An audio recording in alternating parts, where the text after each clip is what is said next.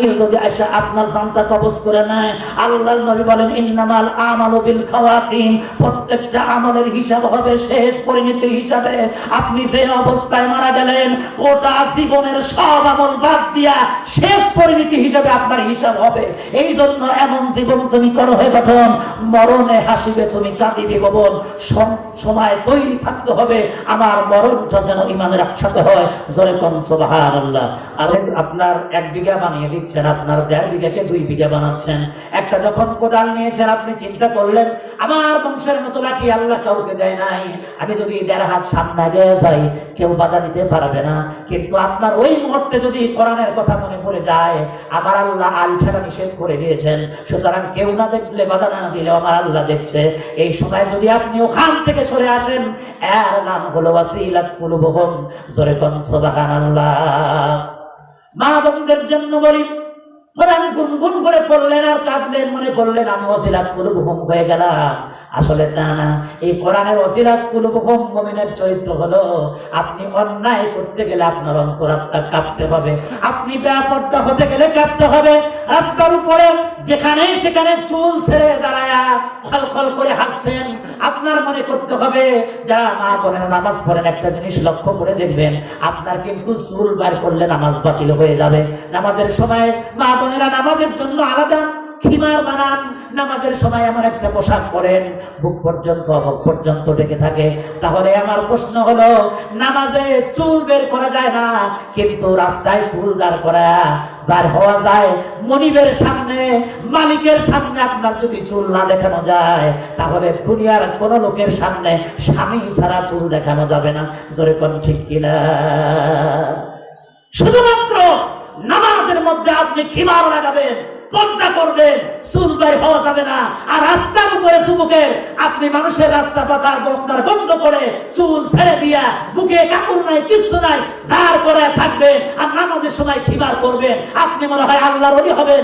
লা তুরুস্তু শয়তান ইল্লা কিলা ওয়াল কুত ওয়াল খুশি ওয়াল ইতাবুরাল কাইয়া।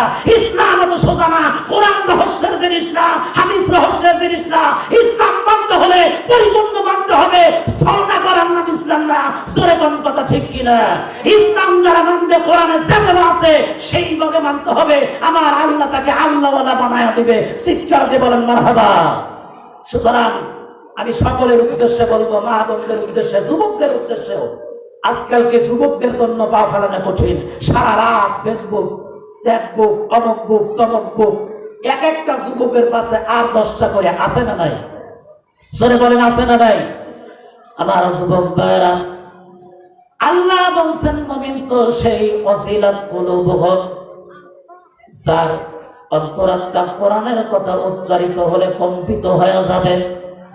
এ কথার অর্থ হলো, যখন তুমি অন্যায় করতে যাচ্ছ, আল্লাহ পাক নিষেধ করেছেন, রাসূল পাক নিষেধ করেছেন, বেগানা নারীর প্রতি খারাপ দৃষ্টিতে তাকান যাবে না। আল্লাহর নবী বলেন, জিনা শুধু বাস্তবায়ন, 2টি যৌবন একত্রিত, 2টি যৌনাঙ্গ একত্রিত করার নাম জিনা না।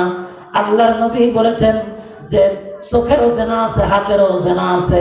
চোখের জেনা হলো কুপ্রবৃত্তি নিয়ে কোনো মানুষের দিকে, পুরুষ নারীর দিকে অথবা নারী পুরুষের দিকে তাকায়া থাকা। হাতের জেনা হলো আইয়াতা আসসামা বিশাওয়াতিহি, কোনো নারীকে অথবা নারী পুরুষকে আপনার আবেগের সাথে, শাহওয়াতের সাথে, কুপ্রবৃত্তির সাথে নিয়ে আপনার স্পর্শ করার মানে হাতের জেনা। এই আমরা বাংলাদেশে একজন নারী এবং পুরুষ যদি 2 জন এক রুমে যায় অন্যায় করে, তারা ধরে ঠেকি দেই, বিচার করি, ব্যত্রাঘাত করি, অথবা মাটির নিচে গাড়িয়া দিয়া তার আপনার ওই জেনার শাস্তি হুদুদ দেই, তওবা পড়াই ঠেকি দেই। তওবা করা ছাড়া ওরে সমাজে বসি না। অথচ রাস্তার উপরে, স্টেশনের উপরে আমার মেয়ে, আমার ভাই, আমার বোন শত শত জেনা করতেছে, ওরে কিন্তু জীবনে তওবা করার লাগে না, হাত ধরে চলতেছে, খিক খিক করে হাসতেছে।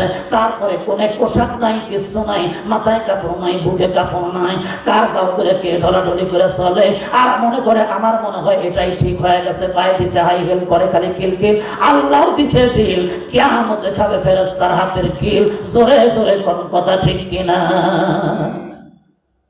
বন্ধুগণ আমার বাজানরা, আমি বলতে চাচ্ছি এই কোরআন যদি আপনি শুধু পড়ার জন্য নেন, এই কোরআন যদি মনে করেন যে বাপ মরে গেলে পড়ব, এই কোরআন যদি মনে করেন যে সকালে শুধু একটু তেলাওয়াত করব, এই কোরআন যদি মনে করেন সন্ধ্যা রাত্রে একটু পড়ব, হাদিসে নবীজি বলছেন যে ব্যক্তি রাত্রি সূরা ওয়াকিয়া পড়বে তার জীবনে অভাব থাকবে না। আপনি যদি মনে করেন খালি অভাব দূর করে লেগে কোরআন পড়ব, কোরআন শরীফে এই জন্য শুধু আসে নাই, কোরআন আছে আপনার এই জীবনটাকে এই দুনিয়া থেকেই আল্লাহ ওয়ালা বানানোর জন্য। জোরে কোন মারহাবা। সুতরাং এখন যারা ঘোরাফেরা করছেন আপনাদের পায়ে হাত দিয়ে বলবো, এই কোরআনের মাহফিলে আসন বসন একে সাফল্যমণ্ডিত করার জন্য যারা বুদ্ধি দিয়া, টাকা দিয়া, পয়সা দিয়া, শ্রম দিয়া, সময় দিয়া এই কোরআনের মাহফিলে বসবে তারাও সমান সওয়াব পাবে। জোরে কোন সুবহানাল্লাহ। এজন্য ভাইরা আপনারা রাগ করতেছেন নাকি?